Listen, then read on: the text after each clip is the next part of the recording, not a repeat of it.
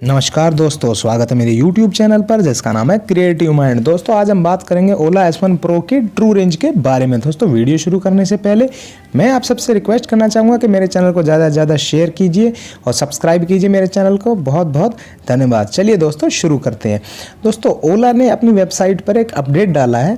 उनका कहना है कि अब ये जो ओला का S1 Pro है, इसकी जो रियल रेंज है वो अब आपको 135 किलोमीटर ही मिलेगी। तो दोस्तों ये ऐसा क्या चीज़ है, ऐसा क्यों इतना ज़्यादा डिफरेंस आ रहा है? तो काफ़ी डिसअपॉइंट करने वाली बात है कि जिन लोगों ने 180 समझ के ख़रीदी थी, फिर उसके बाद अपडेट आई कि हाँ 150 के करीब चल जाएगी, और अब इस तरीके से अपडेट आना एक आशाजनक सा फील हो रहा है जिन लोगों ने इसको बुक किया है। तो और उससे भी ज़्यादा बड़ी बात ये रहेगी कि अगर ओला का S1 Pro की 135 किलोमीटर की रेंज है तो ओला के S1 की कितनी होगी? दोस्तों कंपनी जब भी कभी बात करती है तो हमेशा S1 Pro के ही बारे में बात करती है। कभी भी कंपनी ने ये नहीं बताया कि S1 का क्या स्टेटस है। अगर जिस तरीके से S1 Pro की 180 से घटा के 135 बताई जा रही है, अगर इसी के अकॉर्डिंग हम चले तो S1 की इन्होंने 121 किलोमीटर की रेंज बताई है, जो अगर इसी हिसाब से चलते रहे तो वो तो 75 किलोमीटर ही चलेगी। तो बाकी आज मैं बात करता हूँ कि ये 135 किलोमीटर जो ओला S1 Pro की बताई है कंपनी ने, ये भी किस कंडीशन में देगी। देखिए तो साथियों, जो इलेक्ट्रिक व्हीकल होता है और पेट्रोल व्हीकल में काफ़ी ज़्यादा फ़र्क होता है। पेट्रोल व्हीकल पे एक सवारी बैठे या दो सवारी बैठे, अपनी माइलेज में कोई बहुत ज़्यादा डिफरेंस नहीं पड़ता, लेकिन जो इलेक्ट्रिक व्हीकल होता है उसमें एक सवारी और दो सवारी में काफ़ी ज़्यादा डिफरेंस आ जाता है। तो ओला के ने जो बताया है कि 135 किलोमीटर की ये जो रेंज देगी वो कब देगी? साथियों 135 किलोमीटर की अगर हमें रेंज चाहिए तो उसके लिए जो राइडर होता है उसका 70 किलो या फिर उससे कम का होना ज़रूरी है।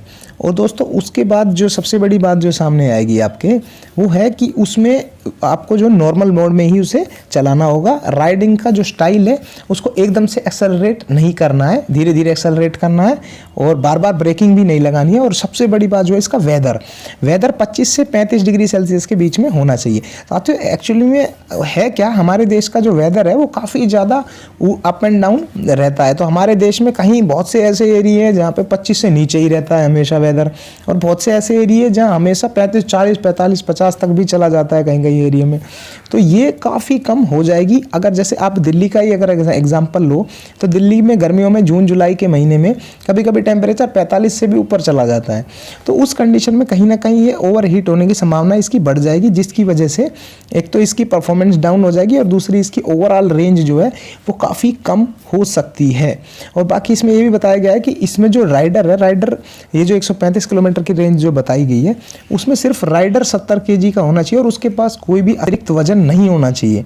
तो साथियों ये अतिरिक्त वजन होने से और ये रेंज का कम होना, अब हम इसके बारे में बात करेंगे। देखिए साथियों, जो लोड पड़ता है जो मोटर के ऊपर, वो अगर हम बिना लोड के सिर्फ ऐसे मोटर कोई खुले में रख दे, बिना स्कूटर में लगाए हुए ऐसे ही ओपन में रख दें तो वो ज़्यादा देर तक चलेगी। जैसे जैसे उसके ऊपर लोड बढ़ता चला जाएगा, एक लोग बैठे, दो लोग बैठे, कुछ और सामान भी रख दिया, तो उसी के अकॉर्डिंग इसका जो है रेंज जो है कम होती चली जाएगी। एक और जो उन्होंने कारण बताया है, अगर हम 135 किलोमीटर की रेंज चाहते हैं तो जो रोड का इंक्लाइन है वो 3 से 5% के बीच में ही होना चाहिए।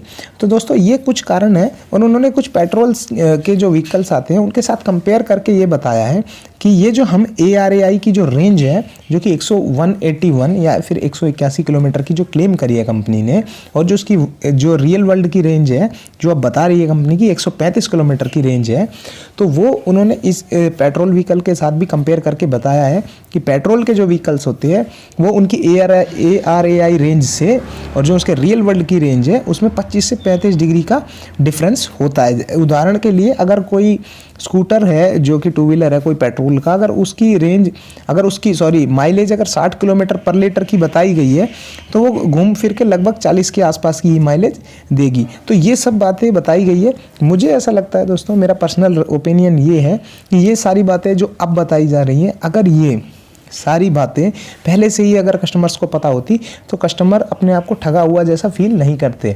क्योंकि अगर मान लो हमने अपने अकॉर्डिंग ले ली कि चलो 180 किलोमीटर है, चलो 150 तो निकाल ही देगी, तो उसके अकॉर्डिंग अगर हमने कुछ ऐसा प्लान बनाया है तो वो ठीक नहीं है। इस तरीके की चीज़ें ठीक नहीं है। थोड़ा बहुत उनको कस्टमर्स के साथ इस तरीके की चीज़ करना मुझे कहीं हद तक ठीक नहीं लगता। बाकी देखते हैं जो रियल वर्ल्ड में अभी जो स्कूटर है एग्जैक्टली आया नहीं है हम लोगों के बीच में, जब आएगा तो उसके दौरान देखते हैं कितनी रेंज निकालते हैं और इसी तरह की अपडेट आपको देते रहेंगे। तो साथियों आज के लिए सिर्फ इतना ही। इसी तरह की इन्फॉर्मेटिव वीडियोज़ के लिए मेरे चैनल को सब्सक्राइब करके बेल के आइकन को जरूर दबाइए। बहुत बहुत धन्यवाद।